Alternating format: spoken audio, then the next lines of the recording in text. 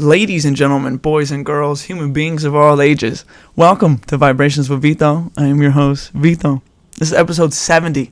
First and foremost, if you're not subscribed to YouTube, please do that. It would make me feel amazing. If you are just listening on Apple and Spotify or any other streaming platform, thank you. I appreciate you as well. I feel amazing right now.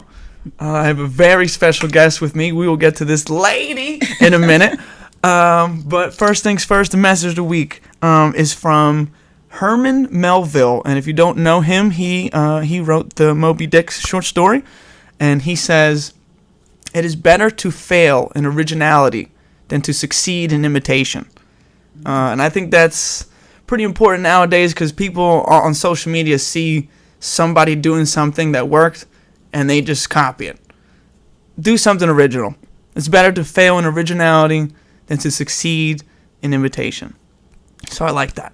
But okay, my guest, I have talked about this guest for quite some time on this show, and the day has finally come.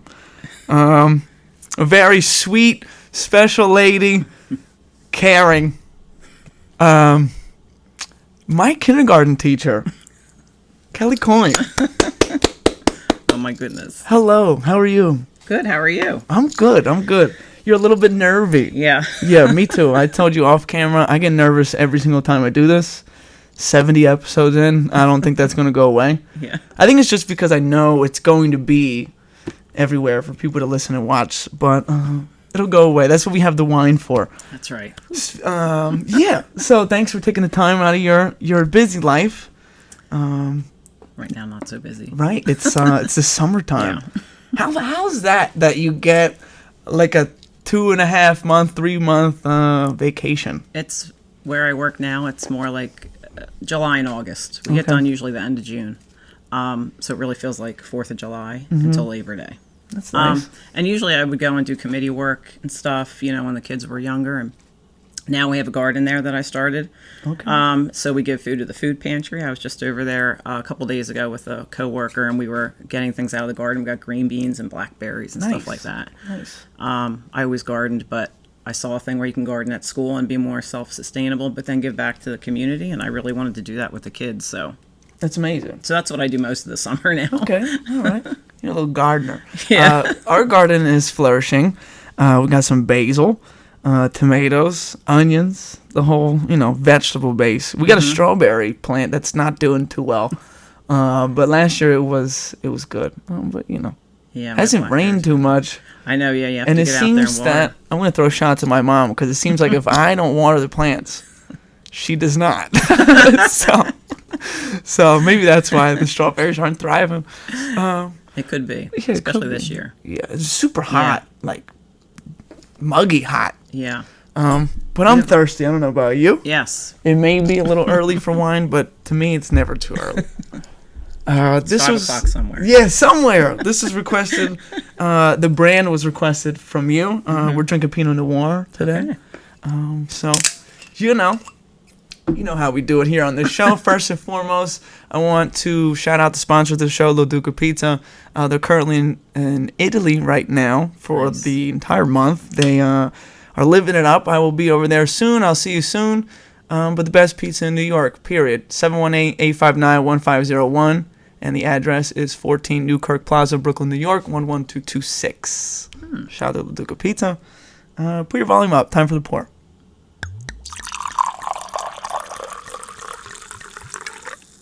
For you. Thank you. Is this correct? No. Thanks. I hope not. Is it? No. Okay. Well, no. I hope not. I was just going to say merci beaucoup, which is French. For thank you, right? Yes. I don't know if you remember this, but when we used to do circle time in kindergarten, I still use French a lot at school. I learned it in high school, but I learned a little Polish from my mother-in-law, who her mother spoke only Polish, English as a second language, but I would teach that to all of you during circle time. We'd say I love you, hello, goodbye in Polish and French.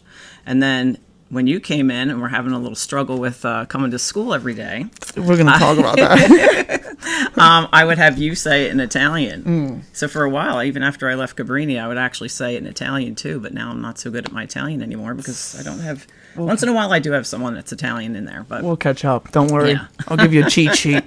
So cheers. I appreciate you. And cheers, all grown up. Yeah, thank you. It's good. It's good. I like it. Every flavor I've tried of Coppola is good. All right. Try the one with the nice golden. I don't know. It's got like golden mesh that. around it. Yeah, I saw that and I was like, maybe this is the one. This is good too, though. Okay. Yeah. So we usually don't shout out the brand. Oh, sorry. But no, listen, you did it, and I'm okay with it because this is pretty good. I spent some time in the wine store. I was looking. I was like, let me get the right one. But I think we're okay here. Mm-hmm. Okay, so real quick, you were talking about how much of a problem I was. You didn't want to say it, but I would never call you a problem. I appreciate it. One thing I do vividly remember is you would do the theme song for Action News. Oh. And read us like the forecast and stuff for yeah, it's circle time. Bum, dun, dun, dun. I'll never forget that because you did. Number one, you did a great job at making it sound just like it, and then I would be eager to go home. It was always on at home when I came home from school, and I would be like, "Oh, I already know the weather for today." And then she'd turn on the TV, and it'd be like 14 people shot and killed. I'm like, "Oh, this is not what Mrs. Coyne was telling us about." But yeah, I'll never forget that. And one time in nap time, this one specific student was a heavy sleeper, I guess. Oh. And this one day we were all like, is she okay? And a lot of like shaking her to like, are you okay? And then we heard her snore and we're like, oh, she's fine. But she didn't wake up for a lot of the, like, hey. And yeah, then so it's hard to wake her up. I know who you're talking about. I have not seen her. I think she left that grade school in like second grade. I've never seen or heard of her since. I hope maybe she stumbles upon this. So, how you doing? You got your sleep. I tuckered you out, that's for sure. Full day kindergarten. Oh, man. Yeah, I think we should touch on it right away. So I did not like going to school probably until like mid first grade. Mm-hmm. I cried in first grade as well. But I was just, no shame saying it. I was Big Mama's boy. Yeah. And as soon as she dropped me off, I'm like, what do you mean you're leaving me here? You're not coming back? She's like, no, I'll see you at like 3. Oh, no. Yeah, and I remember her mentioning that Miss Scalci's like, don't walk him down the hall because it makes it harder. Where I'm very good friends with Chris, so we hung out outside of school and stuff like that. She taught 2 out of 3 of my kids too, and did a great job. But she's more of that strict parent, where I'm the more sweet parent, and I'm like, I can't do that to your mom. I could even see it was hard for your mom. So as a mom, I'd let her do that. And once you were in the room, honestly, like you said, circle time started. I got you talking in Italian. Yeah. You and your cute, blue eyes, blonde hair, sitting there in front of everybody. You were so proud to talk that way because of your family. Yeah. And I was proud of you. So you would just turn over and forget about it, almost like when we take our kids to preschool, Yeah. Or my mom would be like, once you left, he was fine, or because my Connor's my baby too. I feel like although he won't like me saying that. But why not? Shout out to Connor. He's all the way in Okinawa. Yeah, right. My baby is. He just went through a typhoon and wouldn't even tell me about it. I'm like, I've heard about this typhoon. How are you? Ooh. I'm fine, Mom. Shout out to him. He's doing something that I could never. Honestly, yeah. I commend anybody who does what he does. What branch is he in? He's in the Marines. He's in the Marines. Ooh, like his dad. Yeah. Wow. I didn't know that. There you go. Yeah. He always wanted to be a Marine like him.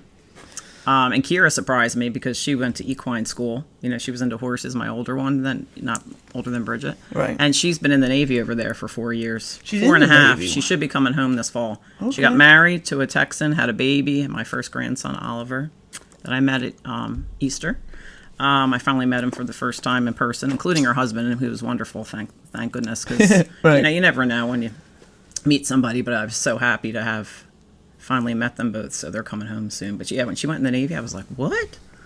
that's literally, again, I commend anybody. Yeah. I could never see myself doing that. But so they're both in Japan? Yeah. So I only have Bridget here, but thankfully I do because she's wonderful.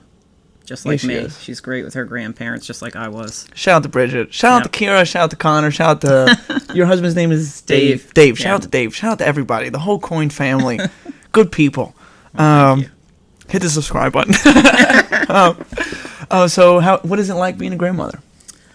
Honestly, I was nervous that he wouldn't like me when I went over there because, he's a baby and babies do get funny, But once we got back in his apartment, he warmed up. Now, Kira will say it's not a competition who he loves more, grandma or grandpa, but we said, yes, it is. And I had just had surgery again, so I couldn't pick him up. He was too much weight. So he could sit on my lap or I could sit with him. But so Dave did kind of win that competition. Kira will say no, but he was Supermaning him and, on his shoulders. And he's like, oh, he loves me more. I'm like, oh, stop it. But it was wonderful, really. I can't wait for them to come home. Good. So hopefully fall. Hopefully I'll have more. Hopefully by the grandkids. Fall. Yeah. Yeah, hopefully. Then I can retire and I can teach my grandkids everything I taught you guys. Bum, bum, bum, bum, Full bum, circle. Bum, bum, bum, bum, bum, bum, bum. You used to like hold your nose and do it too. Wait, I won't again mention names because I'm pretty sure it was it was your grade because Bridget was in the other class. She couldn't be in my room. Yep. A funny story I have about someone because you just sang that made me remember was, okay, so you'll all be sitting there and we're going over the calendar and the weather. And all of a sudden, one young man goes, cute as can be, Mrs. Coyne. And I'm all dressed up. I have high heels on. You look just like the weather lady on TV. And I'm like, oh, I was flattered. I'm like, oh, thank you. And he goes, by the way, your shoes, they remind me of my aunt. Oh, boy. And I was not so happy one day when my aunt was over our house and got mad at her husband. And he starts to tell me how they're having an argument, right, in front of his house or something. And that her heel got stuck in the sidewalk and the heel broke off. And he was watching it from the window, Yeah. And I'm like, okay, so now we need to move over. Honestly, probably even you. Could you read in Italian? I'm like, oh my gosh, like out of the mouths of babes. Like kindergartners tell you everything, sometimes a little too much. Yeah. So when Connor went off to school, kindergarten, I said, please. Don't say anything. Don't say anything. Don't say mommy drinks wine. Don't say, daddy smokes a cigar out back. Like, please, just keep it on the down low. All right, funny. Mom. And I'm like, he's not going to keep it on the down low. I taught kindergarten. Yeah, it's in there. Yeah. It's like at that age, something, you got to tell somebody. Yeah, it's just. Yeah, I saw something. You really have no filter, which is honestly very funny and all. But if I know it's going to get like that, I'm like, okay, so let's just change the subject. Because I know as a mom, I'd be like, I did not want Connor to tell that story. Does it surprise you maybe that I still have communication with people from that kindergarten class? Honestly, I don't. A little bit because it's kindergarten. My best friend, like my oldest best friend, is from 5th grade. But I moved a little bit when I was your age, like where you stayed here. Like that's what I wanted for my kids, to stay in the same house, no matter how unglamorous it might be, to live in a rancher their whole life, just so that they have that place where they can always call home. Yeah, I think that's important. I think that helped them stay friends with a lot of their friends. I'm still friends with a lot of people that I taught kindergarten to, like the Stump. Well, I don't know if I can say their name, but the Stumpos and I mean, I already knew La Rosas and Finns from my dad and my dad's family growing up with the Finns, but I made friends through a lot of couples like that we hung out with. When I was teaching there, it was only 4 years, but I kept them as friends my whole life. So for you to also keep your some of them your friends is really great too. Yeah, they were also it was a great experience. I could have done that the rest of my life if they didn't close the school and I didn't have a third baby. So yeah, way to go, Connor. Which brings me to I have to show you this. Yes, you brought this something. One picture because I didn't. Well, I guess I didn't think it was. Oh boy. Yeah. So she's unraveling something for people who are just listening. Bridget calls me an emotional hoarder, which I think she's right, but I'm very organized with it usually. I put every school year in a scrapbook, and every thing that happens in our life in a scrapbook on the summer, because that's when I have time. But I keep things sometimes from different ages, like that I taught, like books especially, because what if they put me back in 2nd grade or kindergarten? I want to keep it. So it's probably why I kept this even going to a new school district, because I thought, what if they can go from 5th grade, put you in kindergarten if that's where they need you, especially in the beginning. So I'm nervous. So I have this is only part of this that hung in the hallway, so I don't know if you'll remember it. But the first one I'm going to show you before this one is this one. Oh, man. And in the middle here, Connor is in a little Flyers. He's just a baby. Wow. So I had him in February of your school year, and I did not want. To me, I think of my students as my own children, so I didn't want them to end the year with you guys to end the year with a substitute. So I came back in May because I did not want you to end the year with a substitute. Oh, So yeah, that's all of you This is with Connor great. there. And then this is just doing different. There's Mary doing different activities here. Caitlin, Brittany, Trevor. Wow. This is when you took the imprints of the tree. This is kind of this and this. Man, this is bringing back a memory. The tree. Oh man. Yeah. So if anyone who's just listening, it is a heart-shaped construction paper, I would say. There was a bunch of them in the hallway. And it's just a million pictures of the class. Wow, this is this is crazy. So the different hearts would say, like, you're going to do this in Mrs. Coyne's class. And then the one year I did this. Look, it's fading even. This says writing here. Oh, But my Lord. All over you can the spot place. yourself. Yeah, all over the place here. Prayer buddies. This Look. is this is who Yes. sleeping. Yep. Wow. So you remember we had centers in the afternoon after you slept, because then I could, and a lot of helpers came in and helped me. And I would test you on your reading and your writing by yourself while you were sleeping, and then someone would help me with centers. But during the morning is when you'd have all your activities. But we did a lot of cool things. Went over to the firehouse and This is amazing. look at this computer. Oh just my sounds so Lord. That's like a 2002 fresh. Back then, a computer center you had to have, Yeah. right? Here you're making butter. Well, we're making butter. With our prayer That's partners Brittany. over here? Yeah. Wow. She lives on this street, on the same Oh, street yeah? I live on. Oh my gosh. This gentleman right here, Justin, Yeah. we reconnected on Instagram a few years ago, and he just got married. Oh, that's the thing. Yeah. Seeing you guys get married and have babies is I'll tell you freaking what, me out. I'm Because I by think the- Bridget even has a friend like that. By the grace of God, I'm 25 years old and I have not been married yet. Well, is that's what she amazing. says too. Yeah. I'm like, I didn't meet her father, like, I didn't go out looking for someone, and we found each other. So I think that's what's going to happen for her, and probably for you too, man. then. I just When know- the time's ready. Yes. When God decides. rush it. Don't rush it. I agree. I agree. Don't rush anything. When something's rushed, I feel like it's not, it never works out. Yeah. Anything. People, a job, anything. Yeah, or even just settling for Like a house someone or or, something. Yeah, or right. something. For sure. That was amazing. But, and off camera, I want to see you have a ginormous book. Yeah. But You just show the front. yeah. Let's What's see. this say? Oh, you want to read it? What does this say?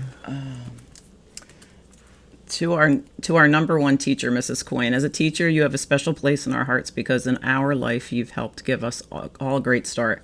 We want to thank you for all the things you've done. You're a very special teacher. And to us, you're number one. Love the students of KA. 2005. 2005 and 6. I honestly Oh. would get jealous when I used to walk by there and I even had some parents go, why weren't you, my younger kid's student, teacher too? Why'd you leave us is what I get. And I felt so guilty about it. But again, I had a third baby and, I had a master's degree, but I wasn't making enough money there to, I felt like afford the same life. So That's I fair. went back to New Jersey to public school. Is that where you teach now in New Jersey? Yeah. Okay. Yep. And I teach 5th grade, which I thought 5th grade, I don't want to do that. But I did it thinking maybe they'll move me down to second or kindergarten. But honestly, I love it because they're still very truthful. Yeah. Sometimes, especially no filter. But they have such empathy and they just want to change the world and do the right thing. And I feel Yeah. like I can help mold them into hopefully doing that, The way the world is now, it's so broken up, and people are so angry at each other Yes. for not just for the way they look or Everything. Yeah. that I don't want them to be that way. So I would say, you're going to be the next leaders of the world. You I have like to change that. this. Yeah. I did that way back here. This one, I used to do newsletters for your parents. So as a parent, I took pictures and I had photo albums in the class. That's why I have all those pictures. You were the best. I just And I want to say wanted them. that. I wanted them because I do it now online for parents, so that working parent like me, you can't go to your kids' things, and it is hard, especially when they're little. Yeah. To leave them with somebody else and know that they're okay. And I just always took pictures so that they could kind of feel like they were in the class. Get better. And I kept everything. I love how it said get better, like you were sick. It was just you Well, just had a baby. actually, no, this is a different one. This is where, this is the school before I came to you, Oh, okay. in Willingboro. So Okay. I taught there for 4 years, and they wrote me letters even after I left. And, Wow. and yeah, they knew Naquisha here, she wrote to me telling me how, good her life is. This is where, This is us. yeah. Okay. AJ, remember junior scientist? Yeah. I would have you come and do an experiment. Yes. That was really cool. I ran was into glad him Oh, did you? at the wine store, and he moved. Like, I thought he was still in Maryland, but then I'm in line, and I'm like, I said it, AJ, and he turned around, and he was like, Vito, I was like, how you doing? Yeah, he's back around this way now. Yeah, so here you go. That's Oh, you. boy. This is him as a junior scientist. Look, all my cards are falling out. I got this side. Right here. Oh, man, look at me. Your little goggles on. I'd give you the lab coat and the goggles, and you'd go home, and your parents would help you practice. Oh, man, I'm telling you, a truly... Look at these smiles. So truly you great say you were experience. upset, but you definitely liked it once you were in there. See, like, you would know better than me, but I feel like it took me a few hours to settle down. Would you agree or no? No? No, I would say within, like I said, the circle time. He was like my backup singer or whatever. He was always there for circle time to get the kids involved, and you loved it, like the attention and everything. Makes sense. Look at me now. Look at me now. It was really, yeah. So I think you just would be fine. Yeah, I would love to dissect that off camera. Yeah. That's great. So that you said after you left your first school, they were still writing to you. So how did that make you feel that you clearly left an impact on those students that they still wanted to talk to you and write to you? And there was even this one family I really loved, and this one kid's name is Lewis. Had a great family and all, but they moved. So they moved a couple times. So I kind of then lost touch with him again when he probably got into high school or something. But he used to write to me and give me updates about his life, because I had looped up with them, which is where you teach second and then third to the same kids if their parents allow it, which they did. I also did that at my new school too. So then you're even more connected with the family. And it's like, I didn't have a son yet. So a lot of times with the boys that I taught, I felt more of a connection, because I was like, well, if I can't have a son, I have 12 every year. I like that. So, and I treat all the kids, even now, like, that's probably why I still do it, because it's like having a big family without having to have a big family. Right, you can leave them. it's kind of like the grandparent thing, where you can say, oh, wonderful, and then they go back home. I was just about to say it's like being an aunt or an uncle, because that's how I am now. I have fun with them, but it's like return to sender now. And then, then they get excited, because then they get to see me again, and it's like, I'm not with them all the time, but yeah, it's like that. So my question would be, would you say that being a teacher maybe helped you be a better mother, or vice versa? Would being a good mother that I know you are from afar, did that make you a better teacher? I think it helps. Not that everybody has to be a mother to be a teacher, but I think you also understand the parents better, and and that family point of view. Like I help a lot of I feel like the younger teachers that don't have kids yet, when they're like, I don't want to tell this parent that this one did something wrong. I'm like, I'm a parent. If you were their parent, wouldn't you want to know? Like, they're not going to be against you if you tell them the truth from the beginning. So I feel like it helps to be a parent, to understand that, working with the parents is not just the way to go, but it's just the right thing to do. It does help you be a better teacher. I actually was an artist first. So when I saw that, I was an artist, and I went to art school, the Art Institute of Philadelphia. Shout out, I loved it. I at that time didn't want to go to a 4-year school and learn things that, or even spend money on things, because my parents were separated, that they couldn't afford me to go to. So I'm like, this is a 2-year school. I can be a graphic designer and still do this kind of artwork for people on the side. So that's what I did. I worked at Yellow Book Directories. Okay. For 4 years or so, and then when I met Dave, I was there. He had just come back from the war and swept me off my feet, so to speak, even though he's going to feel all great about that. But Dave, you better be smiling right now. He would leave me a rose in my car. All right, so we don't go any further. But he was very sweet, and we got married pretty quickly. And when I had Kira, so she's 29, in 94, I was at home with her. I was able to work from home as an artist. And I was, teaching her things. Just like you would learn in kindergarten or preschool, like I felt there was no need for that because I could do it myself. But I also then was like, wow, I could go back to school to be an art teacher, like a dual cert or elementary teacher, because I love kids. I know I probably can't have both my grandparents had 7 and 10 kids. Wow. I'm like, I don't think I can do that. I couldn't even afford it. So I'm like, maybe I'll just go back to school to be a teacher, and then it will be like I have, like I said, all those kids, right? But then I can return them at the end of the day, do wonderful things with them. So I think being a mother first actually helped me make that decision, and my husband supported me. He was a trooper at the time. He worked crazy hours. My mom supported me. His mom that just retired. So they would watch Kira if Dave was, working, and I would go to college. I went to Trenton State, which when I was leaving had to be changed to the College of New Jersey because they didn't want Trenton in the name. I guess I shouldn't say that because now they won't like that. But I went there and I thought, art teachers are one one every school, so it's going to be hard. So I got a job in Willingboro, which was the beginning of that scrapbook, and loved it. Taught the second grade, looped up to third grade. I even taught sixth grade, I think, my first year there. But I was there about 4 years, and 9/11 happened. And I didn't even know it happened until 1:15 in the afternoon. And there was, back then, TVs were on a cart, right? Yeah, you had to wheel them in. I got a call to the office, and I'm like, what's this about? Like, one of my kids is sick. Bridget was in preschool, just like, if you weren't in preschool, she was that age. Kira was in first grade, I think. I found out that they were calling me from the preschool because my soon-to-be sister-in-law had to pick Bridget up because they were closing the preschool. They'd already closed Cabrini, and my mom had picked my daughter Kira up.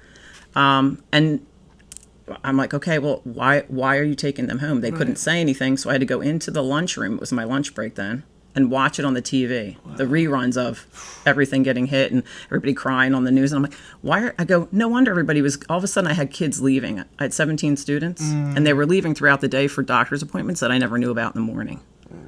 Right? So I was down to like 4 students and me anyway. So I knew something was up. And then when I got the call, I was even more nervous, and Dave was called off. I couldn't even talk to him. Like, I wasn't allowed to for 3 days. He was called off to like be undercover around the Liberty Bell and all that.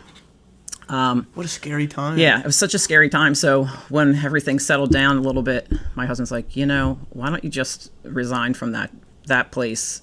I talked to Monsignor, and he said the girls can go for free because it would be a pay cut for you. You just got your master's, but you could work there and be a mile from the house. God forbid something else happened with his job. Wow. So I took it, and I thought, oh gosh, kindergarten. I don't know if I can do that. And then once I did, I was like, oh my goodness, I love this. Wow. Yeah. So every time you think you can't do something, kind of like you said with create, you just have to push yourself to do it because you never know. You might love it. You got to just try things. Yeah. Because you don't know if you're good at something or not good at it unless you give it a shot. Exactly. Like, I'm a type of person, I don't like failing something. Like, if I try something and I don't like that feeling where I didn't get it the first try, but at least I tried it. Yeah. And now I know, like, oh, I'm not good at painting. Right. You know what I mean? Because I'm not good at painting, but I didn't know that until somebody put the brush in my hand. That's right. I'm like, ooh, they want me to do what? I can't even do that. Or you didn't have the right teacher. Could have been that. I did that to Connor. I'm like, Connor, didn't your art teacher teach you how to use the paintbrush? Like, say to paint this. And he was painting a koi fish. And I said, let's go outside. I'm going to teach you how to use the paintbrush, especially when you get to like the edge of something. But that's just the way I roll, I guess. Okay. All right. Well, definitely that was a scary time in the world. Yeah. Changed a lot. So that's what brought me to Cabrini, but I'm so glad it did. I mean, like I said, we were married there, and we belonged to the church anyway, so it was a nice, easy thing to do. Yeah. And do you remember Mrs. Bassio? Yes, I do. Who still lives right near me. My 4th grade teacher. She actually went to high school with my husband. So, like, we're working together for, like, a year, and she brings me a school picture of them, the ones where it has just your cutout, because he went to St. John's. That's funny. And I was like, seriously? Like, what a small world. Wow.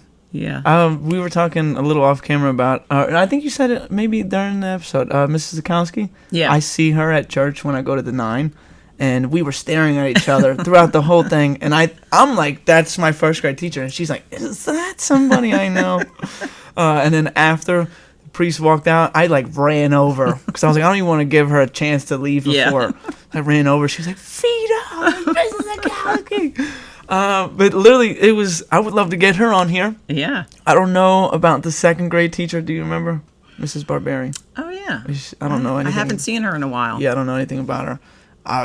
She was a nice lady. Mm-hmm. Don't get mad at me, but the narrative was that she was very mean.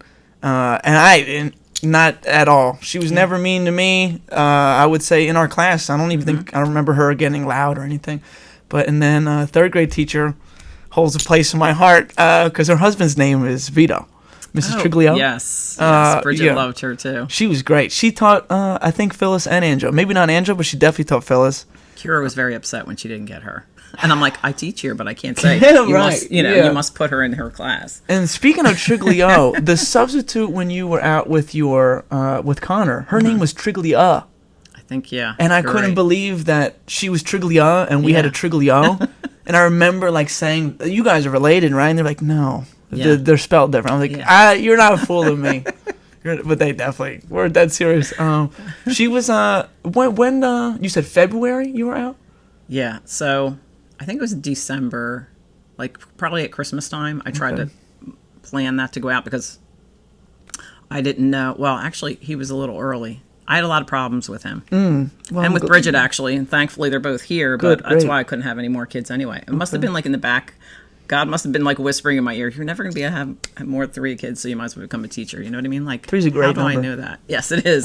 And my family's very similar to yours, like I said. So Kira, I told both the girls, I have 2 younger brothers, I said, do not spoil this baby. And when we found out it was a boy, I said, really don't spoil this baby. We're spoiling them. Promise me I don't want you to spoil the baby. And they're like, sure. Bridget couldn't wait for me to have a baby no matter what it was. But then once, she was small, so 6 years old, it'd be hard for her to carry him and stuff, and he was always kind of like squirming and getting mad at her for trying to help him. Even though you were wonderful, Bridget. But Kira was older and at first mortified I was even pregnant. And then once I had the baby, she became the spoiler. Right. And you know that, Kira. Spoiler alert. No spoiler alert here. It happens. So they're very close. They just saw each other for the first time since he was 15. And he said it was like, they both said it was just wonderful to finally meet again in person. Imagine not seeing your Angela, right? Your oldest sister. I can't. For over 4 years. She gets married, has your, nephew, and you couldn't even see them in person. So I'm so glad they finally met up before Kira comes home. Which brings me to another story I have to tell you. Please. It's about you. Oh, boy. Angela. Okay. She was, I think, helping out. I don't remember if it was when we did the trees or not. It could have just been that sometimes we would have the recess yard over in the near the trees, the grass. Mm-hmm. And I'm pretty sure a bee stung you. And I think it was when, like where we'd have families help at lunchtime, right? I wasn't the teacher on duty, I don't think. And all of a sudden I see your sister swoop you up like the baby Jesus, and she's running into the building. And that's when I found out you were, I think stung by a bee, or she thought you were. And you were crying, but she was there for you, you know what I mean? Per usual. It just was so sweet to see. She ran you right into the nurse, and it was just, she was so glad she was even there for that, honestly, because she got you right in there. And honestly, I'm allergic to bees and wasps, I found out later. You got stung bad? Oh, yeah, by a wasp. Ooh. While I was in school, and they had to rush me to the hospital. Years ago, probably right after I left Cabrini. So now I have to always have an EpiPen, and I love to garden. I have a garden at my house too. You're and playing I'm like, with fire really? every So day. I'm always trying, especially with the kids at school, to say, don't freak out when you see a bee or a wasp, because that gets them scared, right? And they'll sting us. Yeah. And I don't need to go to the hospital again. I'm very honest with them. But I love that story about your sister and you, and I thought you should know that. I knew she was going to be a great mother from as soon as I can remember, because my parents were, when I was younger, my mom was really involved with the pizza shop. Mm-hmm. So Angela was in charge of me and Phyllis. Yeah. And she did an excellent job. Anytime we would go anywhere, CVS, they'd be like, "Oh, your son is so cute." She'd be like, "This is my brother." Like this, I would have been 13. But yeah, shout out to Angela. Yeah. She's great. Bees still freak me out. One time I was jumping off the deck of my pool, and I guess there was a bee hive underneath of the deck. So when I jumped off, I guess I irritated one of them. He was like waiting for me. I came up out of the water right underneath my eye. Ooh. He was so close to stinging me. It was a wasp. Oh. Their stinger doesn't fall off. No, right. The so carpenter bees, I used to be terrified of them, but stinger. They don't have a stinger or something, No, right? it comes off. Okay. And then I think they die after that. But the wasps, they're just trying to. They're just nasty. Yeah, I can't. I'm glad you're okay. Yes, we gotta steer clear. Yeah. I need to renew my EpiPen, by the way. Anybody who has the same problem as me, don't go around without an EpiPen, especially in a garden. Right, you're playing with fire every day. What were you growing? You said blackberries? I have blackberries, cucumbers, bell peppers, tomatoes, green beans, eggplant. And we do have wild patch of strawberries, but we have 2 Labradors, and we don't have a high enough, because that grows to the ground. Yeah. All of a sudden, I'll see Callie over there, and she's munching on it. I'm like, okay, not many strawberries left. But at least the blackberries, they're kind of a vine that go up, so I can quarter that off from her. I recently got turned on to blackberries. I used to just ignore them. And now Me too, when I was little, the texture, good. I didn't like them, but they're so good. How do you feel about raspberries? Same thing. I now love them, and probably loved them for a few years now, and that's when I thought, if we're going to grow them at school, why don't I grow them at home? So if you see a bush, you can just literally take a stalk that you see is in the ground with a root, just even one stalk, it might look like a branch even, and go plant it in a pot or plant it out back against something where it would grow like a vine, and it's the next year you're going to be like, wow. Take notice, people. Yeah. Everything's expensive now, so if you look in the store and see how expensive that is, and you're getting it for free, That's another thing it helps you with. Self-sustain your food pantry of your own. Yeah, for real. Everything's so expensive now. You might as well just grow it yourself. Yeah. Inflation is everywhere, even at the casino. I just went to the casino last week. It used to be on the electronic roulette table, $5 minimum. Now it's 10. Oh, yeah. And I'm like, the real table is 15 minimum. I might as well just go to the real table. I used to do the electronic because I'm saving money. Yeah. So inflation is just terrible. I can imagine what like a thing of blackberries costs. Yeah. Oh, it's ridiculous. I want to go back to the kindergarten thing for a second. Sure. How many years? So you were at Cabrini how many years? So I was at Willingboro for 4 years and then Cabrini for 4 years. And what grade when, what year was it when you taught me? Like, were you in year 2, year 3? What was it? I thought you were my... Was that your first? I thought you were my first. 2004, 2005, was it? I believe so. Because this is... So what's also nice is I know, you know the Jenkins girl? Yes, I do. So I taught both of them, and Jocelyn, I was at her wedding. That's great. See what I mean? You made an impact on these people's lives. Yeah, and that was just wonderful enough, even though I was friends with her parents and all. Once you grew up, you know, things happen, and I just was happily surprised I was invited to it. But then she was telling me how she became a teacher. You know, her mom's a guidance counselor as well, so we got along well with that. But she said because of, you know, my influence as well, which was very sweet. And then that has to mean a lot, right? Yes. And then Erin Jesenowski, who was, I think, my last year there. She became a teacher too. Like, I thought she was going to become a writer, and I think she has a dual certificate too. But now she's a teacher, and I ran into her a couple of times in Bristol Borough. We'll go down there for some of their events, and saw her whole family, and her mom was saying the same thing, like you were her favorite teacher. And I was invited to her graduation party from high school and stuff. And when I saw her, I'm like, you're a teacher now too? I'm like, this is so wonderful. Like, it touches my heart. I'm sure. Because this year's, this is Olivia Jenkins' year. That was 2004. I think you were 2002, weren't you? No, 3 or 4. She was a year after me. 2003. Yeah. So you're my second year there out of the 4. Okay, cool. You and little Mary. Matter of fact, in the Christmas pageant, weren't you Joseph and she was Mary? I believe so. Pretty sure. I believe so. And I loved running that with Mrs. Triglio, the Christmas pageant. Yeah. And having you kids like do that stuff, that was so much fun. Actually, my favorite one though was the Last Supper, where I didn't let anyone come into the room, and you would all, you know, I had fresh bread and grape juice for the wine, and you would you each had like one little line to say around the table, and you would dress in you know, your garb to look like you were the disciples, and Mary would come around and bring something, and you know, we said our little thing, and it was just so solemn but so special. I'll never forget that. I'm telling you, you really made it fun and memorable. Yeah, that's what I was trying. That's what I try to do. I even tell the kids, like, if they say, "Oh, Mrs. Coyne, I can't stand this kind of math," I'm like, "Look, not everything can be fun, but I'm trying my best." Yeah, that's fair. Would you say can you like pick out people's personalities and stuff and like kind of predict how they're going to be at that age? Is that you mean as they grow up, or just for the year? Yeah, no, for like in the future. Like, can you see or predict like, oh, this is how this kid is now? Mm-hmm. And he might be something along these lines. I feel like it. I feel like with some, I know what you mean. I think with some kids it is like where I'll be like, oh, he's going to be, you know, an announcer someday, or you know, that kind of thing. You're like, wow, his personality, he's going to do something with that. You know, this kid's going to be a troublemaker. You know what I mean? Yeah. Or, all right, he has a lot of energy right now. Hopefully, he'll grow out of it and, you know, be able to settle down and sit still when he becomes a man and has a job.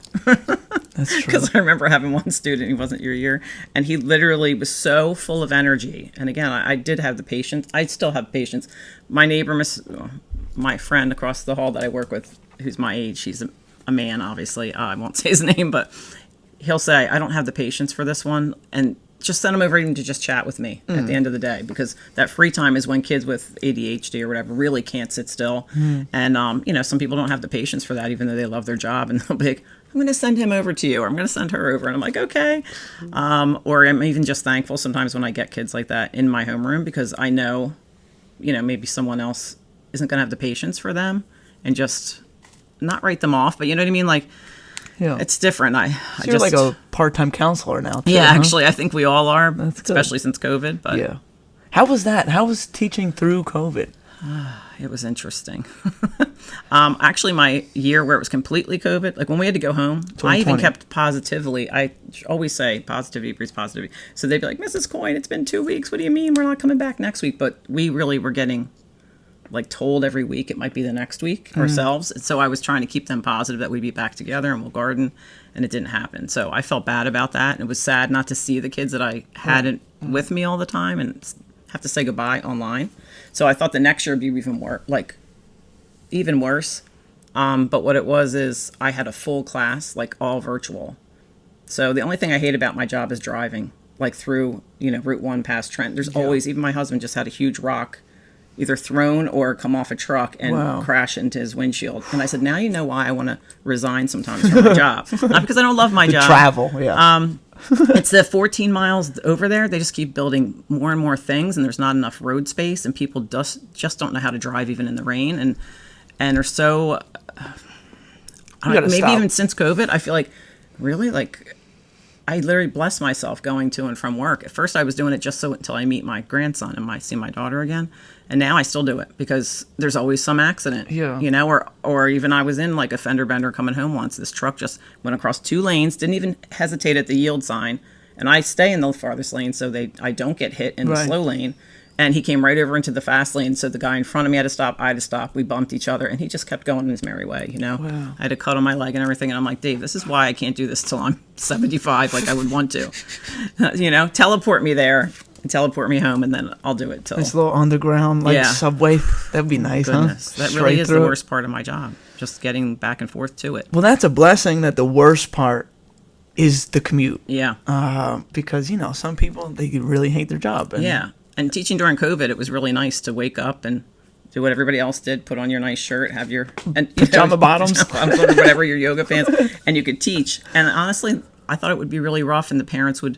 I'm not afraid of what parents see me do. Like, I'll let them, if kids are on a trip in Las Vegas and they want to see my read aloud. But when we started Chromebooks, I was a Chromebook teacher, and I said, yeah, turn your Chromebook on. You can watch me read aloud. And everybody's like, oh, my goodness, I would never what if they don't like what you say? I'm like, I'm doing nothing wrong. So if they have a problem with it, same thing. I'm not afraid about any of that stuff. That's great. So I would let them do that. And so the virtual, a lot of people were worried about that. And I said, no. I said, what are you worried about? You're doing nothing wrong, and you're trying your best.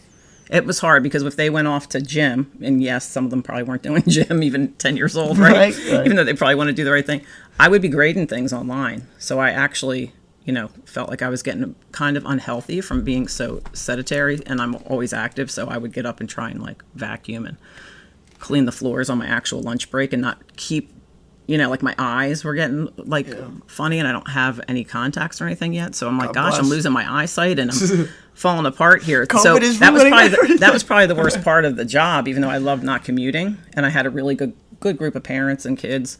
And at the end of the year, they said, oh, they can come back in April. It was. So I was all excited that I'd get to meet a lot of these kids in person, but only 3 of them came back in person. And I get it. It's because a lot of the parents were afraid. We got to fly in the studio. You hear him?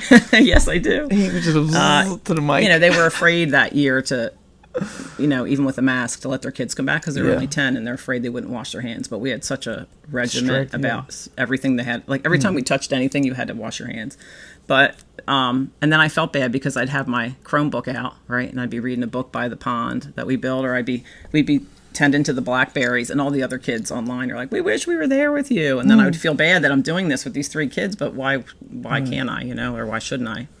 Because their parents, wanted them to come in, and they were the kids, honestly, like you said, that just they're too hyper. They can't sit at home and pay attention to a computer. Yeah. So I was glad when I saw that at least those 3 were coming in, because I knew they needed to be in front of me to be able to concentrate and pay attention and just to have more fun, like feel like they're doing real work.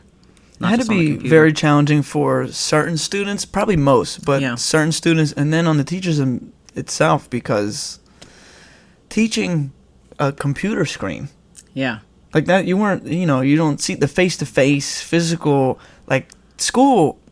When I was thinking about college, I was like, I can't do these online classes. It's either I'm going to sit there and be in there, or I'm not doing it. Oh, and Connor was in high school. Oof.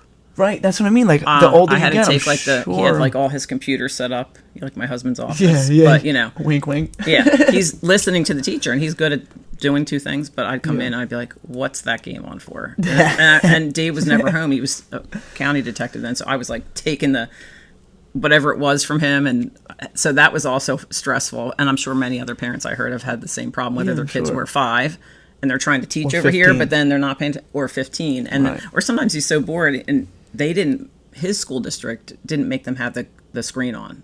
Ours did. You had to have the screen on. Yeah. I mean, unless God forbid, like you even had to really be sitting against something so that nobody would walk by you and it would be anything inappropriate or disrupting. So they had to pick a spot in the house and they had to have the camera on. In his district, they didn't, which was a bad thing to do, especially for my son personally. Other kids could handle it. Even my other girls probably could handle it. But he'd get people bored and he'd be like, I'd come in, I'm like, what do you want for lunch? He's like this. Sleeping. I'm like, what are you doing? I paid for you to do it. No, I imagine. He's like, Mom, relax. It's got to be challenging, I'm sure. And I'm sure it was even worse right in high school if they just expect you to. I was always saying that in the heart of the pandemic is the two like industries that are really affected: the schooling industry and then healthcare. I worked in the healthcare industry, and every day was like, is today going to be the day where I get it and I come home and I give it to my parents? Yeah. Every day I was literally so scared. Always Anytime worried I about that. touched anybody, anything, touched the elevator button, oh my God. I'm surprised I still have skin because I really was washing my hands so much. I'm telling you, I was a freak with it. And where I was at originally in the heart of the pandemic, 2020, I was on a floor with, let's say, 35 residents. 31 of them had COVID. Oh my goodness. And by the grace of God, I didn't get it. Right. I was getting tested twice a week. Many of my coworkers hated getting tested, and I'm like, you guys are dumb. Like, Yeah. I'm using this to be like, I'm okay. Proactive I'm and- okay. And now I can, if there's a family event, my sister wants to come over with the baby, we're okay, because I Yeah. know I don't have it. Yeah. But I loved getting tested. And then Yeah. they were like, you're going to test yourself. And I'm like, people are like going to be like, I'm going all the way up my nose. And I'm like, I want to make sure I don't That's have right. this. But so, yeah, it had to be difficult for students trying to learn. And then for anybody in healthcare, it was challenging because you never knew. Was today going to be the day? Yeah. And where I was at, we were accepting people from hospitals with COVID. Because I guess like they were getting a certain amount of money for like, we're going to keep this person here. And like somebody was like, we should go on like a strike or something. Because like, why are we bringing all these people here? And I was like, listen, it's a business. Yeah. It's a business first. So like they see it, dollar signs. But just, you got to go into the room. Don't take it lightly. Yeah. I'm wearing the gown. I'm Yeah. wearing 2 masks. I was freaking out. Yeah. But That by the was grace me of when God, they told never- us we could go back. At first, I was like, "What?" I'm like, with my mother-in-law being so old, and Right. I just was afraid I'd get somebody sick, especially if you don't know if you have no symptoms. That was scary too. It was a scary And time. a lot of people, I think, like they literally have a thing in my school district now where it says, like say I resigned or whatever, retired, it would say, elementary teacher for 4th or 5th grade in village school. But now I've noticed all year now, even when I just recently had surgery and all, and I was out for quite a while, more than I expected to be, and that to keep that long-term sub, even to get one that was really, a good person that's going to college to be a teacher or whatever. Like everybody's a good person who subs, even a parent. But I mean, they have the skills though for the classroom management and stuff like that. Especially after COVID, you really had to do that social skills that you were talking about, be like a counselor. And Right. I truly believe in all that social emotional learning. So I like that I had someone like that, and I was lucky she stayed the whole time. But I noticed that there was a thing saying like subs in general, right? And I knew that was a strange thing for me in this district because I call it like Disney World for teachers, like all the great things that they have for teachers, not just pay. that. I mean, like things for the kids, like we started Chromebooks 12 years ago and nobody was doing that yet, that kind of thing. I just felt really lucky to be teaching there for that reason. And now it even says, I just looked at it the other day and it says elementary teachers district wide because people are just leaving in droves. And I really think it's mainly from COVID. From all that stuff that happened and they don't, want that to happen again kind of thing. Literally such a scary time, but Yeah. oh my God, get out of here. This fly is ridiculous. I don't know where he came in. Well, you gotta go. Would you Fly on the wall. Yeah, for real. Somebody's listening. They're gonna go back to Dave. Like, she's talking about you. Would you say that there is a shortage of maybe up and coming teachers? Mm-hmm. Yeah. Yeah.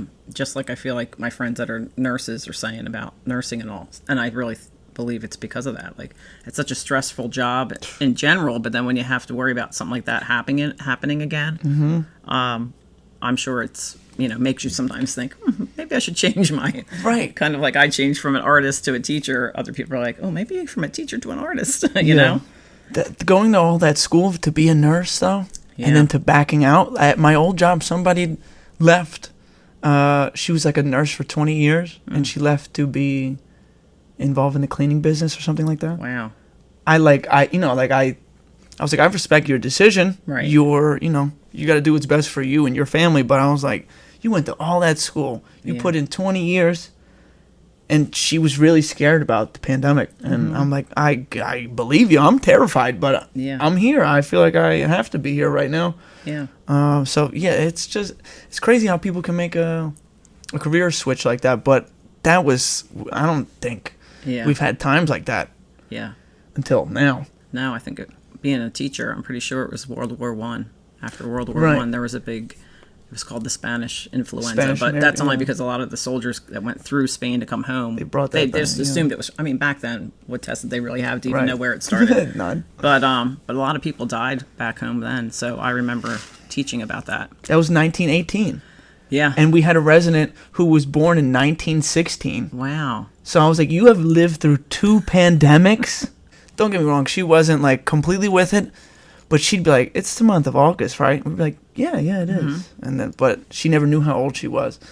But she was literally like 107 years old. And I'm like, the fact that you've lived through 2 of the most difficult times in the world, unprecedented. Like, right? Yeah, and then the Great Depression era. And my mother-in-law was born in the Great Depression era. And I remember her being mad at us when she lived in her old house. It was during COVID. And we would come to the window or something to see her, or we'd sit with a mask out back. And that was after the first few months. But she was so mad at all of us for not coming to visit. And we're like, you have to understand. She's like, I lived through how many other things? This is ridiculous. Right. You know? But obviously, as it went further and she saw how many people were dying, she understood a little better why we couldn't come over. But that's hard. Yeah, and that was hard, too, on a lot of the older population, Like, why can't you come see me? Why are you looking at me through the window, especially if you're in a home? Like, at least she was in her own home. If we really wanted to, we could have walked in there with the mask, but we just didn't want to get her sick. That was the worst part about it, because I worked at a nursing facility, and it's a home, but, like, it was like prison. Yeah. Because it'd be like, oh, your family set up a 12:30 call or visit. Right. But it was so strict. It was like 12:30 to 12:59. And that's all you. And then I got to wheel your mom away, and you're on the other side of the glass, like, I'll see you next week. Oh. It was terrible. Yeah. It challenged like my character. It challenged like everyone. I think the whole facility. But we made it through. Right. Here we are. And that's the kind of person you are, which I saw when you were little, like a caring person, and you're there for people. That's why, again, you didn't quit on that job. I didn't quit on mine, because you should get into your job for, yes, your passion, like that you love that, but also I just feel like for teachers, some people are like, oh, well, my dad, I kind of feel like I have to be a teacher because my dad was a teacher, my grandpa, and you can tell they don't really love it when they're there. And I'm like, you're young. You got 25 years to go, at least, maybe 30 to get your pension. Like, why are you feeling this way in year 2? Like, that's not a good thing. I would never say that to them, but it's kind of sad when I see that. Or they do it because, oh, well, when I'm married, I'll have summers off with my kid or whatever. But that's not how you should. No. You're never going to have the patience for all these different personalities in your room every year if you're doing it for those reasons and not because you love kids. Yeah. And you want to make them make a difference someday, so you have to make a difference in their life now. It's just that simple to me. In the beginning, so I was, it was dementia facility. Most of the people had dementia, and my grandmother suffered from dementia. So I used it as I'm learning how to respond, and I don't want to say deal with because that sounds like it was a problem, but work with my grandmother. So I would all day, 8 hours, dealing with people that don't know much of anything anymore. And then I would come home and, like, most times where I'd want to be impatient, I was like, listen, I just went through this 8 hours of people I don't really, there's not an emotional connection. I'm like, this is my grandmother. So I would say it taught me how to work with her, and if she would say something that was completely, I don't know what word I want to use, but it would make me deal with it better, and I'd have more patience with her and direct her. That's what it would. It would teach me how to different ways to direct her, not tell her like you are wrong. Yeah. This is the laundry machine. Yeah. It would be like, okay, well, let's. So in the beginning, I loved what I did because it was helping me work with my grandmother, and I was grateful for that. And then when she passed, I kind of lost the love for it because I kind of was like, I'm doing this for people I don't really have a connection with. Yeah. So it just started to get old at that point. But like you said, it was you don't be a teacher to hope you get 3 months off. Yeah, no. Because that's great. Don't get me wrong. That's great. It's got to be great. But you got to love what you do. Yeah. You should strive to love what you do. Exactly. And even that, like, I can't, like, it's always more expensive to travel in the summer. Right. I can't go see my kids, like my daughter Kira. Like, I made it happen because thankfully over there we ended up they build our snow days into the school year, and if you don't use them, you have extra. They always put them around Easter and Passover because a lot of people celebrate that. So it ended up being 10 days off, and it's like a day's travel back and forth. So I'm like, Dave, whether you come with me or not, I'm going to meet my grandson for the first time on an Easter break, which I would never do. And it was very expensive to fly there. He just turned 2 in July. So I wanted to see him before that. And you know, like I said, it was very expensive to fly over there. To be over there wasn't expensive. Our dollar was, doing pretty good over there, so it was nice. It was a nice trade-off, I guess. But like, you can't go, in November, and like, I can't go anywhere. Like, even my husband, our anniversary's in September because I was an artist. Well, he's like, well, can't you just take off for a long weekend? It's the second week of school, Dave. No, David. And he's like, it's just a job. They'd replace you in a minute. I'm like, yeah, but I am there for those kids, and I don't want to be there for 10 days and then be like, oh, by the way, I'm leaving for 4 days, and again, subs are not what they are, so you can barely get one. I wouldn't want to do that to them or to the school, so I always say no. I would say I'm blessed to have said that at Cabrini, at my time during Cabrini, all the substitutes were respectable and weren't like, oh, why is she here or why is he here today? And I think the one I had was even going to be a teacher. Yeah, pretty sure. She said that. Yeah, and she would meet with me every week. She'd come to my house because I was on bed rest, and she would go over everything with me to make sure it was what I wanted. Because I was like at school, I was on this wheelchair. I wasn't supposed to be in school like for a whole month, I think. And I would wheel myself everywhere between you guys. So crazy. And then I was like nesting, like they say women do at home when you get ready to have a baby. I was nesting at school, like, okay, she needs to know where this is and this is. And I was making labels. It was probably the most organized, Bridget will laugh about that I ever was in my life, because I wanted to make sure she did everything the way I wanted to. Do you remember being Prince and Princess of the Day? Yes. Round and round it goes, where it stops, nobody knows. And then I'd touch you on the shoulder, and you were a real like velvet princess. Yes, yeah. And the princess, and I had my scepter that I made at some art. There's some people that don't believe me. Like when I'm like, oh, I remember like my childhood. I remember kindergarten. I remember first grade. I really do. Those memories. Some people don't remember. Right. Yeah. So like the pictures, they help. Yeah. And like you talk about I wouldn't have brought that out, but you saying the prince and the princess, I remember wearing the velvet, the touch on the shoulder. You don't be sitting there. Yeah, right. Like I hope it's me. I'm like, yes, that my scepter. I'm telling you, I don't know. My brain works a weird way, and I have a lot of those memories still in my brain. So that I'm grateful for that. I had the best time at Cabrini. I still think I'll go to my grave saying that we could have stayed open for 2 more years till I graduated, but I get why they did it. I know. I wish they stayed open. I met 4 or 5. Oh, let's see, at least 3 or 4 people that are still involved in my everyday life from when we combined with the 3 other schools. I'm grateful for that. But the people from Cabrini, Cabrini weenies, we will be that forever. So shout out to anybody who's listening from Cabrini. I have all those memories still in my head. It was a community. Yeah, you knew everybody, and you like their family. We would do the walkathon, But what was it called when everyone would bring a dog? Oh, it was the pet blessing. The pet blessing day. Yeah, we brought our dog. First time I ever saw a Great Dane, I was like, "Is that a bear?" That person has a Great Dane. I'll never forget it.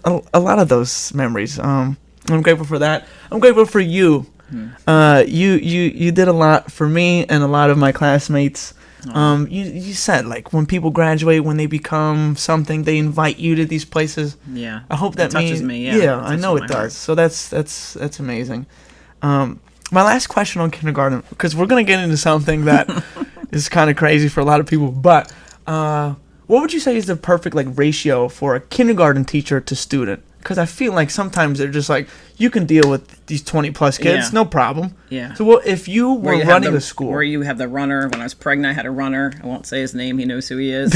I think he was a year after you. But you know, and I get it. Same thing. He was mama's boy, and he just wanted to run out before she left in her car. And the principal literally, I couldn't run anymore. So I said, look, I can't run all. This is not good for me. So she ran, and she was not a runner, and caught him at the door. So yeah, if you have 25 kids and 5 of them are like that, you know, just very, you know, overexcitable or anxious or upset, that's going to be really hard. When I taught at Willingboro, and this was in a New Jersey school, K through 3rd grade couldn't be more than 17 students. Okay. Also because of, you know, learning like how to hold your pencil. Like, again, you can't get around to every kid and always make sure they're holding their pencil right or they're saying their vowels correctly. So they wanted that part of it, but they also, for the social emotional, wanted small, and I really loved that. And when I got to Cabrini, I think I usually had 20, 21, 22. So it wasn't too bad, but it depended every year because the other class also would have. They try and like even them out.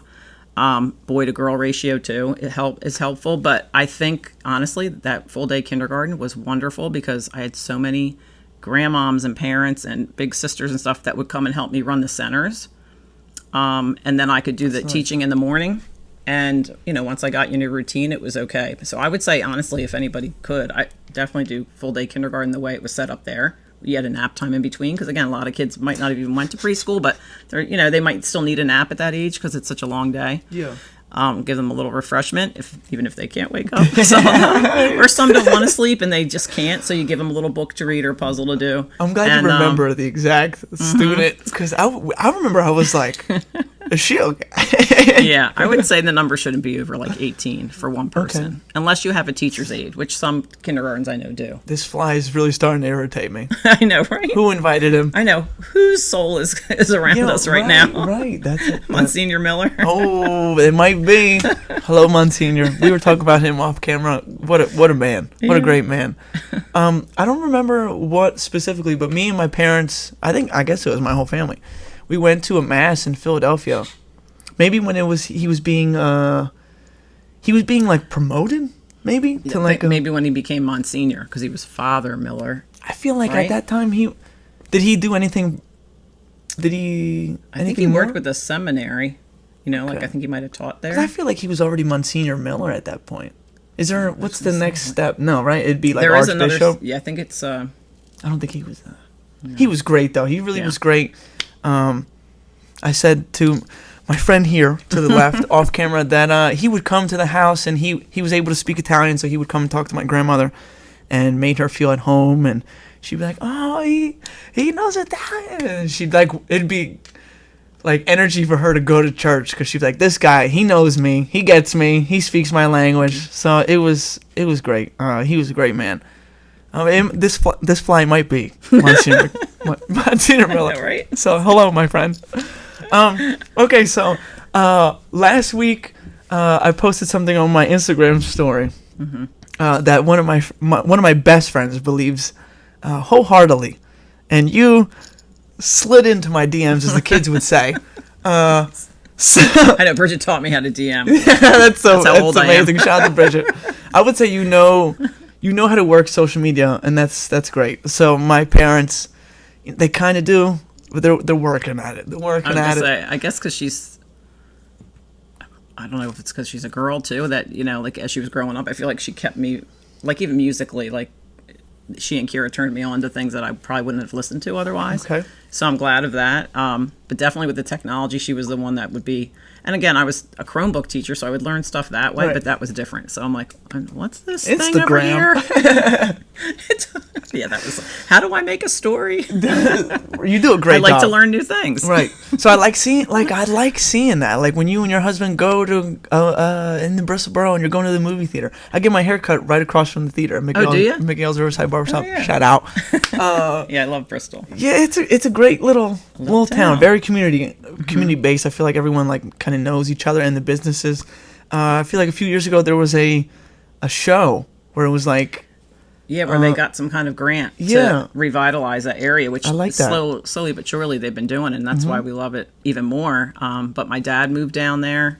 Mrs. Finn had lived down there. My Aunt Pat lives there. My Aunt Maura, shout out to all the McGee's and Finns and stuff. Finny McGee's, right? Finny McGee's is my uncle's. Everybody calls him Max. I call him Uncle Jimmy. Uncle Jimmy works. But he's owned that since Kira was a year old, so 28 years. They're doing some construction to the movie theater itself, right? Yeah, I guess more on the outside. It seems nice enough on the inside when we went. I've never been inside. One time they gave me a nice ticket.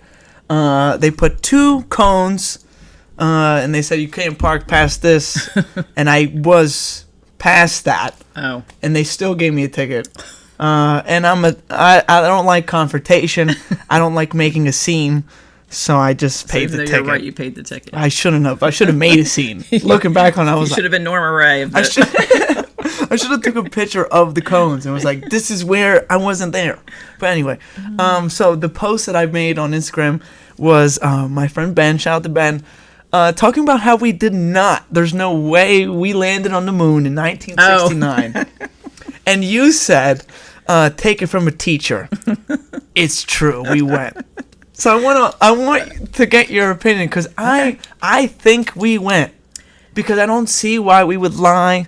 But anytime I talk to Ben makes it sound right. Yeah, but he makes good points. He makes good points. No, and I did listen to that because I've actually I read this book called Ruby Lee and Me to my kids every year, and it's a person who's my mother's age who grew up in that time period in North Carolina when they desegregated schools, and she and her best friend that was African American could finally go to school together. It's a wonderful story.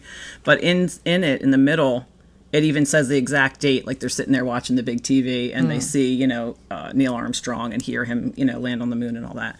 So I think I was even just thinking of the date and how, of course, you guys not being in my 5th grade class, you wouldn't remember that date or that happened. But honestly, no, I will say that in recent years, when they were saying something about, I think, taking trips to the moon again or something. Yeah, next maybe year he even mentioned that. To go back. I remember saying to my husband, I'm like, why would we lie? But how did we land on the moon once and never go back there? Right? So we went in 72 again, but they didn't document that one. Right. Yeah. 69 they did. Yeah. And they claim they have moon rocks, but that could come from an asteroid. So I'm like, I honestly do have my doubts about that. I think I was just thinking about, since you guys didn't know, it was 1962 or whatever it was, that I was just calling you out on that. It was all my sisters. So July 20th. But I have my doubts, honestly. Okay. Because all right. So why wouldn't we just keep going back there and exploring? Why are we shooting right past it to go to Mars anyway? Right. It is spooky. Yeah. Because it makes we you were think. in a race, the Cold War, with Russia, and to do things, and then they're both trying to do it at the same time. Mm-hmm. So it was a competition thing, and to make you look like a better country, probably. Right. So if they did. And the flag moving. So I taught science too, and I'm like, there's no good. So apparently there's no air. So why would slight gravity there? But what would make it flap? Yeah. I think I've always thought that the video is orchestrated. Yeah. The actual landing, I think we did it because if we didn't, they would have done it. Yeah. That's how I feel. Ben thinks we didn't do it at all, and we only said we did it and produced a video to so Russia or Soviet Union thought, oh wow, they beat us to it. You know what? You're right, because even what they had to make videos back then, those big 8s and all, how would someone, even if it's the other astronaut, get all that out there and be able to do that and make it look so perfectly? But you're right, they could have actually landed and then thought, we can't even prove this without people won't believe it without a video, so let's orchestrate one. I actually think that idea is even more likely. Yeah, honestly, that's how I feel. Generally, I think that we definitely landed and the there. Fly agrees. Yeah, Monsignor Miller agrees. He knows from Almighty up above. He really does. He knows. He's like, we went. I think we went, and I think we went in 72 when it's documented that we went again. But I guess I don't know. It's just rock. Yeah. Like what else? is there to see. Maybe that, like you said, maybe that's why they're progressing to Mars. I'll tell you what, I'm not going to Mars. Yeah, no. What's there to do there? I can't. Red dust. Right. And that ginormous volcano. Yeah. I can't remember the name of, but like, no way. Yeah. Mars doesn't attract me. I'll stay here because the people I love and care about are here. That's me. Like, my kids already keep saying very nicely to me, you raised them to be like world travelers, and now Bridget might be moving to Colorado on me. It's better than Japan. And it's closer. Yes, it's in the United States, but I'm like, seriously, like, all my kids are like, I didn't even want to go away to school, away from my mom. Okay. I wanted to stay home, and I still partied with my friends in the city. Right. God bless. Nothing else wrong. Yeah, nothing wrong, of course. I was always afraid of my parents anyway, but I had fun and all, but I didn't want to leave them. And my mom's family's from upstate New York. I call it upstate, but it's around Binghamton. They all live. There's 6 aunts and uncles in their family. My cousins. So we would go up there in the summer, and we'd go to the shore with my dad's family, the McGee's and Finns. We'd all get houses down in Seattle and stuff. Which we still try to do every few years, but there's so many of us now, Right. It's quadruple houses, but I love all that. I love family, and I can't imagine, like, even though I've been to the Rocky Mountains, and we're all like, wow, wouldn't it be great to live here? But I'm like, then I'd have nobody. Right. So I really don't want her to go, but I know she's going to go and have a wonderful time. Maybe she'll meet Mr. Right out there. Right? Maybe he's out there. Maybe he is. He's just waiting for her. For some reason, so you said Bridget. For some reason, I thought. So Kira's coming back in the fall. I know you said that, but I thought you were saying that Kira was moving. I don't know why. So Kira is moving back. What you say? Wherever her husband, he's in IT. Wherever he was in the Navy as well, but wherever he gets a job, I get it. They're going to have to move. Right. So, of course, I'm also hoping that's close by I here. hope it's Philadelphia. But if it's in Colorado, I could at least there you go. See 2 girls. 2 birds with one stone. Yep. Yes. There you go. 2 birds with one stone. I know that's a horrible saying, but I always say that. I wasn't going to say it, but thankfully Vito knows it too. Yes. You probably know it from your family too. No, it's a true quote, you know? 2 things done at once. That's right. But you don't want to kill 2 birds with one stone. I don't want to kill anything. You never want to kill a bird. None of that. We were talking off camera about frog legs and all that kind of weird stuff. That gets me. Yeah, the octopus. I was asking about that. Yeah, so, I like... you like to try new things? All seafood. Okay. Basically, I don't like tuna. Isn't that funny? Like tuna sandwiches, you because mean? that's like the most basic. Tuna. Okay. Because that's the only fish I eat is tuna fish sandwiches. And it has to have mayonnaise in it. I can't eat it just out of the can like people do to save calories. No, thank you. At Cabrini, at maybe 3rd or 4th grade, 5th grade, my best friend Greg, he would always have a tuna fish sandwich, and I always had prosciutto, mortadella, like some kind of lunch meat, or a Nutella sandwich. My mom's not going to be too happy about me saying that. But she would just pack me a Nutella sandwich, and I'm eating that, and I'm like, this smells good, tastes good, and I can smell Greg's. Smell the tuna, and I'm like, this is a especially Nutella. If it's warming or something. Oh, you're terrible. I went to Italy, and I didn't know Nutella was such a big thing over there. Ginormous. With the tiny little strawberries that they grow. We went to Nami, and saw the Pope's summer home right by there in another town. Okay. We went to Anzio Beach, where both my grandpops were actually on that beach in World War II. Wow. We went to Rome. We went to the Vatican. We got some blessed medals up on the top. That's great. If you ever go, did you go there? Go on the top of the cupola.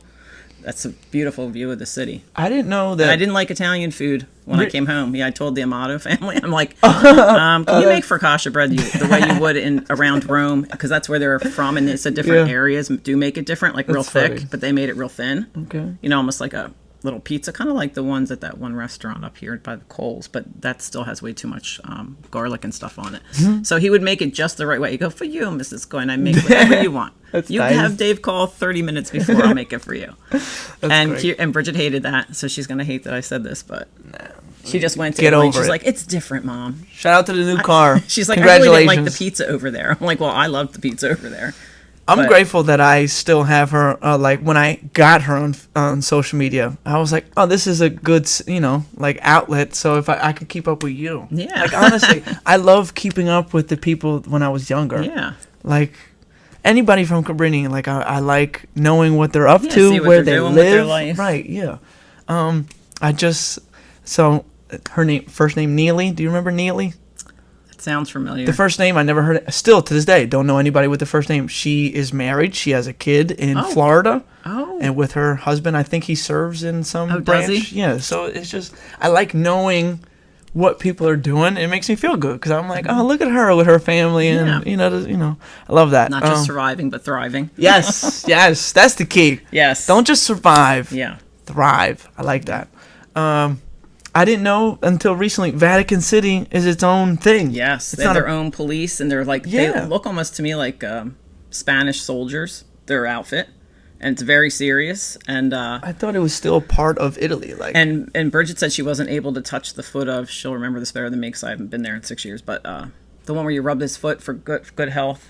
St. Peter or St. Paul it is. Not sure. But literally his foot is like worn away, the front of it. Right. So she said when she went, they don't even let you touch it anymore. Wow. You think that's because of COVID or because of... Actually, maybe since COVID they've done that too. That's crazy. But she just said it was probably also because of the wear and tear, I think, of the statue after millions of people are like, please heal me, Right. My family, all that, yeah. Yeah. It was beautiful there. So this will be the last episode before I go on my excursion to Italy? Yeah. Oh. I'm going for a few weeks. Me and my sister, first time traveling without our parents. Nice. I'm not nervous at all. I'm very excited.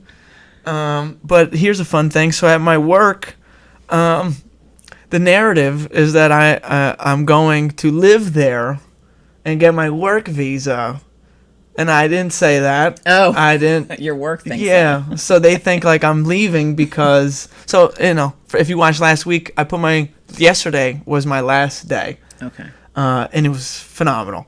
That's what Bridget did to go to Europe for a month. She actually just put her 2 weeks in, right? Yeah. So I put my 2 weeks in respectfully. I did the 2 weeks, and the industry it's surpassed me. And I'm grateful that the time that I spent there, but it was long overdue. I should have probably done that last year, but I stayed an extra year.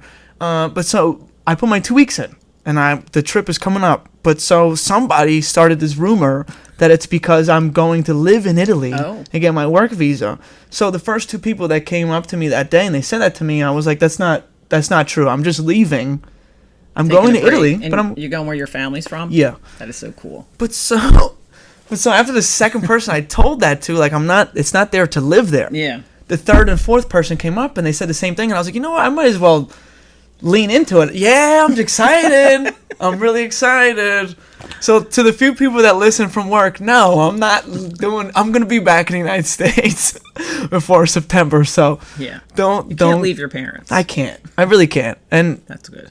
Yeah, if I, like, let's say Mrs. Wright comes along and I start getting serious and we want to move somewhere, I don't want to move too far. Yeah. That was always because in my culture, it's very family based. I want to be very close. Yeah, the grandkids, they got to be with their nonno and their nonna. You know what I mean? So I just wanted to say that because I think it's funny. So I stopped the rumor right away. But then after the third and fourth person came, I was like, you know what? I don't think God's gonna be too mad at me if I lean into this. So I was like, yeah, life is about taking chances. Experiencing living your best life. Yeah, right. But so, like you said, most of my family on my dad's side is still in Sicily. Wow. So I'm very eager and excited to be there, trying new things. So I said on last week's show that I'm totally okay with just staying in a family member's house and experiencing the town, which is correct. Right. Experience with the locals. But let's see some new things, If we want to go to a safari or something, let me go and see that. But so I'm very eager. I'm very excited to go. I wanted to go to Sicily since I saw that second White Lotus where they're in Sicily. My sister has been saying that people go there strictly because of the show. I think honestly because it was just so beautiful, and you never. I mean, there's many islands there anyway, but you just never. I don't know. I guess I never thought of that. So even my husband actually he looked into. He was always jealous that I went to Italy. This man went on many trips when the kids were little without me. I mean, granted, it was like... without me. Yeah, and I was home with the kids, right? So I'm like, please, I'm always with my dad, my aunt. It's not like, I'm having that much fun without you. But he goes, why don't we take you to Sicily? Let's look it up. He looked it up. He's like, ooh, that's expensive. Yeah, it is expensive. It depends on the time. I think he looked at the hotel. I'm like, Dave, that is a hotel for fancy people. Yeah. We're middle class. They do a lot of Airbnb now. Can't afford that. They do a lot of Airbnb now. But it depends on the time where you're looking. Okay. In my experience, what I've been told is February is the best time to look, and then maybe go in July and August. So that's what we're doing. We're going. I think it's August 15th or maybe August 16th is they call it Ferragosto, which is like a very big celebration in Italy. Ooh. So we've always gone after the celebration, but this time we're going to be in it. Oh, that's cool. So I'm very excited for that. But so August is a great time to go to Sicily specifically. And I would be off. Yeah. Great. There you go. Because when you said February, I got all sad. I'm like, oh, I won't be able to go. So book in February. Okay. Yeah, book in February. Because when we booked in February, since then I had a relative who booked this in July. $800 difference between what we booked for and what they booked for. So I recommend that. If you want to go to Sicily, look in February, January, March, that range. So you should make it a point. Yeah. Dave, pack your bags. You're going to Sicily next summer. Great. It would be great. And what's good nowadays is a lot of people speak English there. Okay. Because in the first few times when I went, I feel like that wasn't the case. And nowadays they make it a point where maybe one person in the store has to speak English because a lot of their revenue comes from tourism. So I would definitely recommend. Yeah. I'll send you pictures when I'm there. Yeah. Yeah, we'll have to see your stories on Instagram. You'll get an individual one. But yeah, so this is the last episode before I go. I'll take a little break. And I'm just really excited to get over there and hug some people I haven't seen in a whole year. That's great. Yeah, I hate the long distance thing. They won't come here though. No. But I get it. Like, what do I got to show you? New York City, the Liberty Bell. Like, They have kids, they can go to Sesame Place. Right. You show them Jersey Shore, they're gonna be like, this is your beach. Yeah. Yeah. I can't even see my toes. Yeah. What's with this? Yeah. It's brutal. But before we sign off here, we usually end with my favorite segment, and we call this Riddles with Vito. Oh. So I got a riddle for you. Okay. I think I've seen you do this. Clearly, you are a very intelligent woman. You are a teacher. You're always quizzing other people. That's true. So today, I'm going to quiz you. I have a mountain of riddles, but here, let me find the one. Here we go. Okay. I always have kids in school that just love riddles and jokes sometimes. And the COVID year, we had a whole morning meeting where we each got to share a riddle or a joke. Yeah, I like it. Passes the fun. time, gets people laughing and whatnot. So here we go. Riddles with Vito, folks. What do you call a man that can't stand? What do you call a man that can't stand? Oh, boy. Any guesses accepted or, take your time, think about it. What do you call a man that can't stand? This doesn't make sense to me, but I'm thinking woman. It's a woman. Woman? I don't know. Even though that's wrong, it is wrong. In my head. Man, I can't stand. What do you call a man that can't stand? I do puns all the time. They call me the pun teacher at school. I like that. And so I'm trying to think, what would even be the pun for that? My hint, I don't usually give hints, but I love you. My hint would be that it is a man's name. Oh. But it makes sense as to why he can't stand. Stanley? That's funny. That's good. But that still doesn't have can't stand in there. Oh.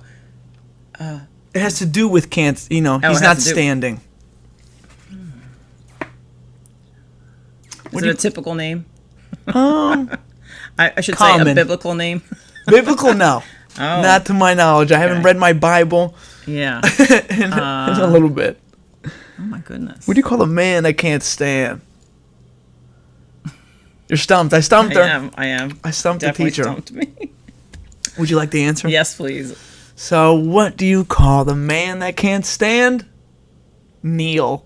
Oh, how could I not get that? See? Oh my gosh. All right, I'm using that in school, by the way. It's good.